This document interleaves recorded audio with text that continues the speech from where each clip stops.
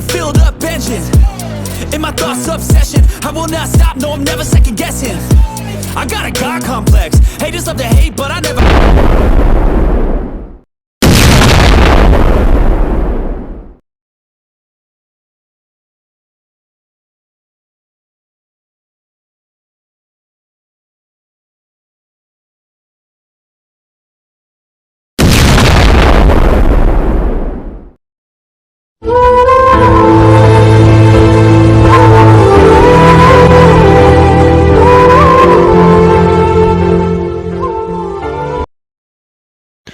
Hello दोस्तों, are के story से अरुण कुमार जो आपके लिए लाता है कहानियों का पिटारा, जिसमें होती है कॉमिक्स की नई पुरानी कहानियां, कुछ चटपटे शेर और शायरिया और कुछ धार्मिक कथाएं।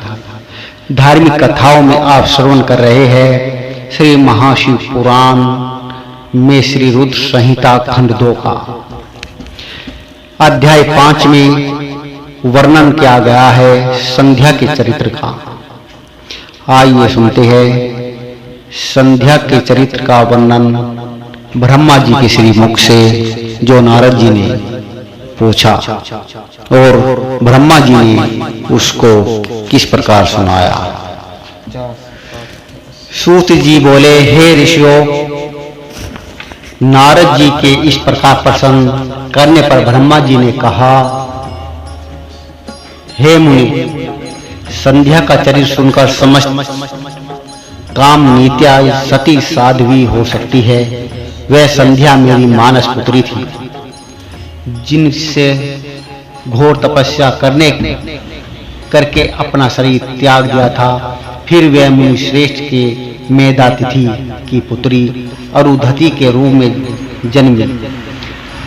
संध्या ने तपस्या करते हुए अपने शरीर इसलिए त्यागा क्योंकि वह सोम को पापनी समझती थी। उसे देखकर सोम, उसके पिता और भाइयों का काम की इच्छा जागृत हुई थी। तब उसने इसका प्रायश्चित करने के बारे में सोचा तथा निश्चय किया कि वह अपना इस शरीर वैदिक अग्नि में जला देगी, जिससे मर्यादा स्थापित हो। भूतल पर जन्म लेने वाला कोई भी जीव तरुणावस्थ से पहले काम के प्रभाव में नहीं आ पाएगा।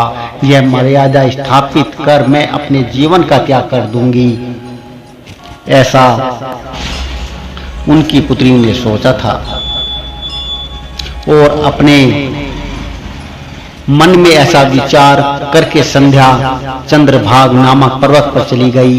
यहीं ये चंद्रभागा नदी का आरंभ हुआ।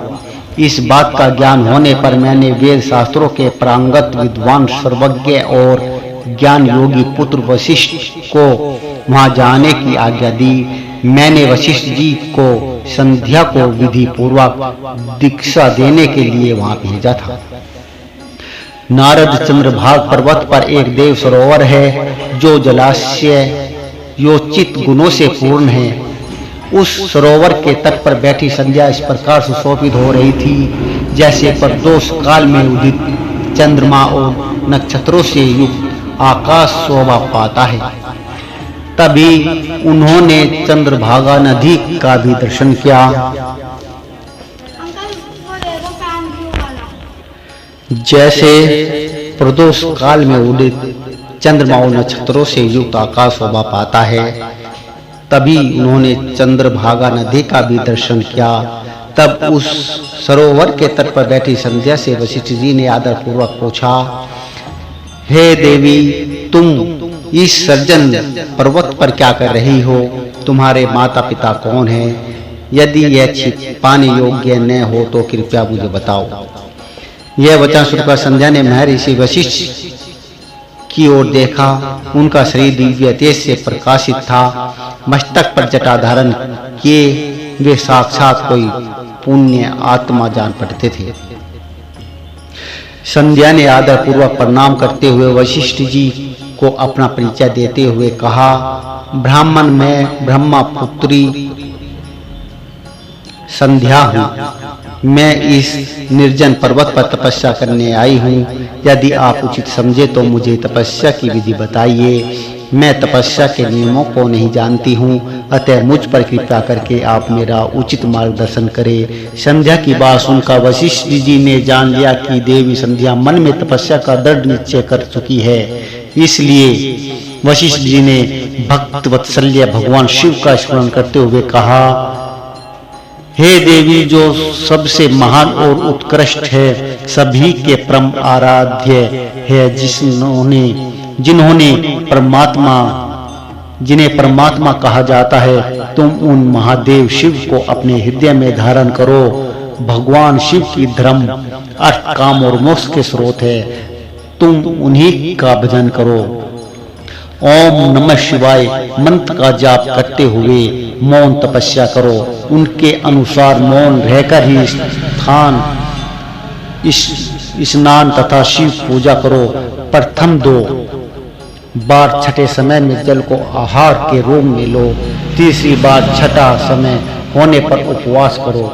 देवी, इस प्रकार की गई तपस्या ब्रह्मचर्य का फल देने वाली तथा अभीष्ट मनोरथों को पूरा करने वाली होती है। अपने मन में शुभ उद्देश्य लेकर शिवजी का मनन व चिंतन करो। वे प्रसन्न होकर तुम्हारी मनोकामना अवश्य पूरी करेंगे। इस प्रकार संध्या को तपस्या की विधि बताकर उपदेश देकर मुनि श्रेष्ठ विशिष्ट वहां से अंतर्ध्यान हो गए। छठे अध्याय में संध्या की तपस्या। और ब्रह्मा जी बोले, हे महाप्रद नारद, तपस्या की विधि बताकर जब वशिष्ठ जी चले गए, तब संध्या आसन लगाकर कठोर तप शुरू करने लगी। वशिष्ठ जी द्वारा बताए गए विधान और मंत्र द्वारा संध्या ने भगवान शिव की आराधना करनी आरंभ कर दी। उसने अपना मन शिव भक्ति में लगा दिया और एकाग्र होकर तपस्या में मग्न हो गई। तपस्या करते करते 4 युग बीत गए। तब भगवान शिव प्रसन्न हुए और संध्या को अपने स्वरूप के दर्शन दिए, जिसका चिंतन संध्या द्वारा किया गया था। भगवान का मुख प्रसन्न था, उनके स्वरूप से शांति बरस रही थी। संध्या के मन में विचार आया कि हे महादेव की स्तुति कैसे करूं। इसी सोच में संध्या ने नेत्र बंद कर लिए। भगवान शिव ने संध्या के हृदय में प्रवेश कर उसे दिव्य ज्ञान दिया, साथ ही दिव्य वाणी और दिव्य दृष्टि भी प्रदान की। संध्या ने प्रसन्न मन से भगवान शिव की स्तुति की। संध्या बोली, हे निराकार परम ज्ञानी लोककृष्टता भगवान शिव, मैं आपको नमस्कार करती हूँ, जो शांत, निर्मल, निर्विकार और ज्ञान के स्रोत है, जो प्रकाश को प्रकाशित करते हैं। उन भगवान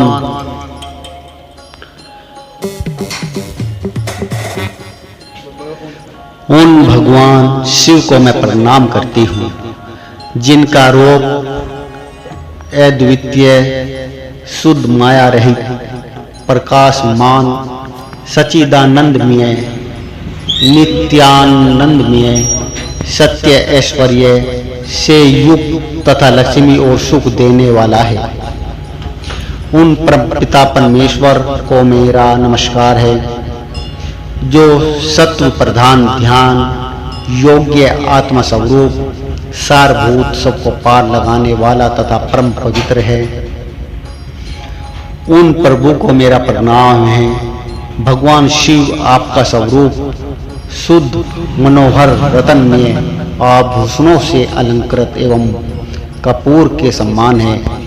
आपके हाथों में डमरू, रुद्राक्ष और त्रिशूल शोभा पाते हैं। आपके इस दिव्य चिन्मय सगुण साकार रूप में मैं नमस्कार करती हूँ। आपका पृथ्वी, दिशाएं, जल, तेज और काल सभी आपके रूप है। हे प्रभु, आप ही ब्रह्मा के रूप में जगत की सृष्टि, विष्णु रूप में संसार का पालन करते हैं।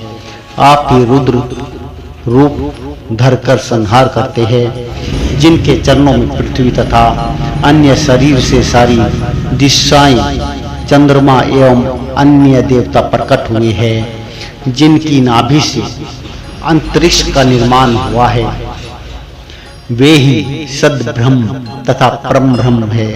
आपसे ही सारे जगत की उत्पत्ति हुई है, जिनके स्वरूप और गुणों का वर्णन स्वयं ब्रह्मा विष्णु भी नहीं कर सकते। भला उन त्रिलोकीनाथ भगवान शिव की स्तुति मैं कैसे कर सकती हूँ? मैं एक अज्ञानी और मूर्ख स्त्री हूँ। मैं किस तरह आपको पूजूं कि आप मुझ पर प्रसन्न हो? हे प्रभु, मैं बारंबार आपको नमस्कार करती हूँ।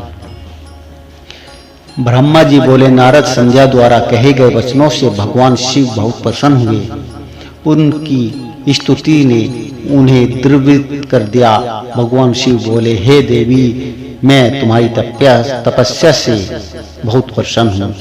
अतः तुम्हारी जो इच्छा हो वह वर मांगो। तुम्हारी इच्छा मैं अवश्य पूर्ण करूंगा। भगवान शिव के ये वचन सुनकर संध्या खुशी से उन्हें बार बार प्रणाम करती हुई बोली, हे महेश्वर, यदि आप मुझ पर प्रसन्न हो, कोई वर देना चाहते हैं, और यदि मैं अपने पूर्व पापों से शुद्ध हो गई हूँ, तो हे महेश्वर, हे देवेश, आप मुझे वरदान दीजिए कि आकाश, पृथ्वी और किसी भी स्थान में रहने वाले जो भी प्राणी इस संसार में जन्म ले, वे जन्म लेते ही काम भाव से युक्त न हो जाए। हे प्रभु, मेरे पति भी सुहृदय और मित्र के समान हो और अधिक कामी न हो। उनके अलावा जो भी मनुष्य मुझे सकाम भाव से देखे, वह पुरुष तत्वहीन अर्थात नपुंसक हो जाए। हे प्रभु, मुझे यह वरदान भी दीजिए कि मेरे सम्मान विख्यात और परम तपस्विनी तीनों लोकों में और कोई न हो। निष्पाक संध्या के वरदान मांगने को सुनकर भगवान शिव बोले, हे देवी संध्या, तथास्तु, तुम जो चाहती हो मैं तुम्हें प्रदान करता हूँ।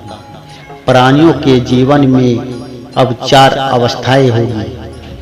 पहली शैशव अवस्था, दूसरी कौमार्य अवस्था, तीसरी यौवना अवस्था और चौथी वृद्ध अवस्था। तीसरी अवस्था अर्थात यौवन अवस्था में ही मनुष्य सकाम होगा। कहीं दूसरी अवस्था के अंत में भी प्राणी सकाम हो सकते हैं। तुम्हारी तपस्या से प्रसन्न होकर ही मैंने यह मर्यादा निर्धारित की है कि तुम परम सती होगी और तुम्हारे पति के अतिरिक्त जो भी मनुष्य तुम्हें सकाम भाव से देखेगा वह तुरंत पुरुष तत्वहीन हो जाएगा। तुम्हारा पति महान तपस्वी होगा जो कि 7 कल्पों तक जीवित रहेगा। इस प्रकार मैंने तुम्हारे द्वारा मांगे गए दोनों वरदान तुम्हें प्रदान कर दिए हैं। अब मैं तुम्हें तुम्हारी प्रतिज्ञा को पूर्ण करने का साधन बताता हूँ। तुमने अग्नि में अपना शरीर त्यागने की प्रतिज्ञा की थी। मुनिवर मेधातिथि का एक यज्ञ चल रहा था जो कि 12 वर्षों तक चलेगा। उसमें अग्नि बड़े जोरों से जल रही है। तुम उसी अग्नि में अपना शरीर त्याग दो। चंद्रभागा नदी के तट पर ही तपस्वियों का आश्रम है जहाँ महायज्ञ हो रहा है। तुम उसी अग्नि से प्रकट होकर मेधा तिथि की पुत्री को होगी। अपने मन में जिस पुरुष की इच्छा करके तुम शरीर त्यागोगी वही पुरुष तुम्हें पति रूप में प्राप्त होगा। संध्या, जब तुम इस पर्वत पर तपस्या कर रही थी तब त्रेता युग में प्रजापति दक्ष की बहुत सी कन्याएं हुई। उनमें से 27 कन्याओं का विवाह उन्होंने चंद्रमा के साथ कर दिया। चंद्रमा उन सब को छोड़कर केवल रोहिणी से प्रेम करते थे। तब दक्ष ने क्रोधित होकर उन्हें शाप दे दिया। चंद्रमा को शाप से मुक्त कराने के लिए उन्होंने चंद्रभागा नदी की रचना की। उसी समय मेधातिथि यहाँ उपस्थित हुए थे। उनके सम्मान कोई तपस्वी न है और न ही होगा। उन्हीं का ज्योतिषोम नामक यज्ञ चल रहा है, जिसमें अग्निदेव प्रज्वलित है। तुम उसी भाग में अपने शरीर डालकर पवित्र हो जाओ और अपनी प्रतिज्ञा पूरी करो। इसी प्रकार उपदेश देकर भगवान शिव वहां से अंतर्ध्यान हो गए। बोलिए शिव शंभु भोलेनाथ की जय।